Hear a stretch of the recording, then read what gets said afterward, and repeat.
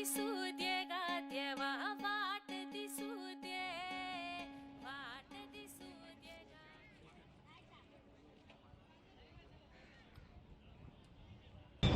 जिथे संतांची समाधी तिथे का दुःखाची कहाणी.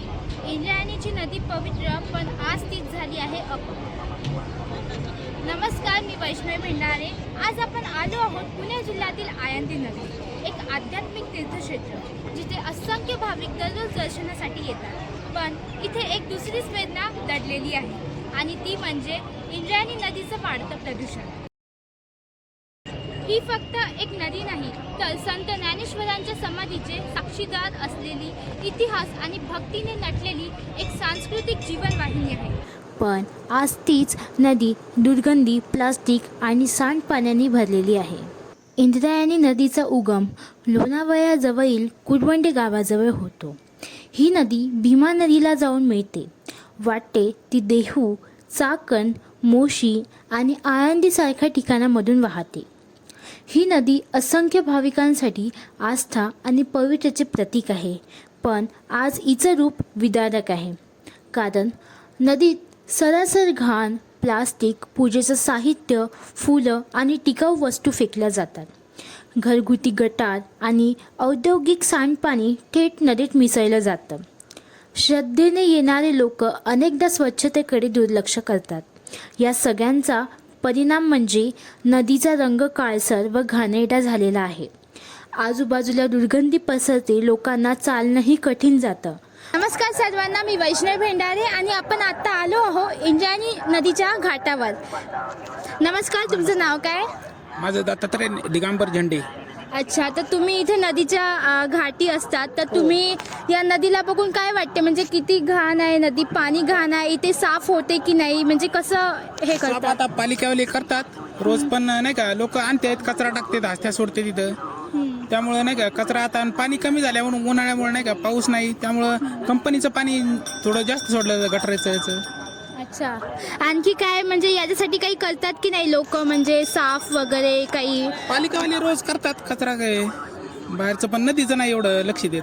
नदी म्हणजे हे पाणीचं काहीच नाही करत? नाही, पाणीचं फक्त ते गवत हे आलेलं काढतात फक्त, बाकी एवढं लक्ष देत नाही असं. आणि लोक इथलं पाणी पितात की काय, म्हणजे नाही, इथे पित नाहीत. नाही? नाही. नमस्कार आजी, काय म्हणताय, कशा आहे तुम्ही? बरं आहे. ठीक, सगळं चाललंय. तुम्ही रोज बसता इथे हा, एवढ्या उन्हात तुम्ही? काय करायचं, पोटाला नको कराय का? बरोबर आहे, पोटाला तुम्हा- केलं तर खायला. बरोबर आहे. काय म्हणाल तुम्ही या नदीबद्दल? इंद्रायणी हा, इंद्रायणी. काय म्हणाल तुम्ही? एवढे लोक येतात, इतके भाविक लोक येतात इथे. खराब आहे नदी, नदीचं पाणी खराब झालंय, हा, ते काय म्हणसाल? बाई काय म्हणतात ती इंद्रायणीचं पूजा घ्या म्हणतो, आणि काय म्हणतोय घाट? देव हे दूरनं सोडतात इंद्रायणीला. हा याचं पैसे भेटत, 10 रुपयाला देतो दुरान. हा. हेच आहे, दुसरं काही नाही मागायचं. कुणी धर्म देतं 10 रुपये, 5 रुपये, कुणी देतं घेतं. हा, बरोबर. तुम्ही सावलीत का नाही बसत इकडे? सावलीला बसून कोण देणार आपल्याला? सावलीला आपल्याला लोक येतात का? ह्या रस्त्याने चाललेली लोक सावलीला येतात का? बरोबर जेव्हा आहे. इथं बसल्याशिवाय देत नसते कुणी. आता काही तरुण संस्था आणि पर्यावरणप्रेमींनी वेळोवेळी स्वच्छता मोहीम केल्या आहेत.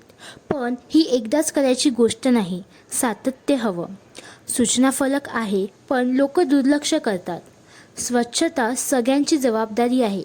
भाविक, व्यापारी, स्थानिक आणि प्रशासन सगळ्यांनी मिळून पुढे यायला हवं.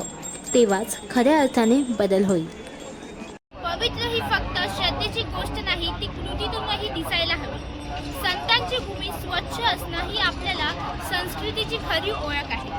आपण मंदिरात पाय धुतो, पण जिथून ती पवित्र नदी वाहते, पण ती मात्र घाण टाकतो. हीच विसंगती आपण मोडायला हवी. आज एक छोटा प्लास्टिकचा तुकडा नदीत न टाकणं, एखाद्या भाविकाला समजवणं किंवा एखाद्या स्वच्छता मोहिमेत सहभागी होणं हीच खरी सेवा, हीच खरी भक्ती. इंद्रायणी नदी वाचली तर संतांची शिकवण जिवंत राहील. आपण बदललो तर नदीही बदलेल. चला तर मग एक पाऊल पुढे टाकूया स्वच्छ, निर्मळ, पवित्र इंद्रायणीसाठी. वैष्णवी भेंडारे आणि तुम्ही पाहतात नवते.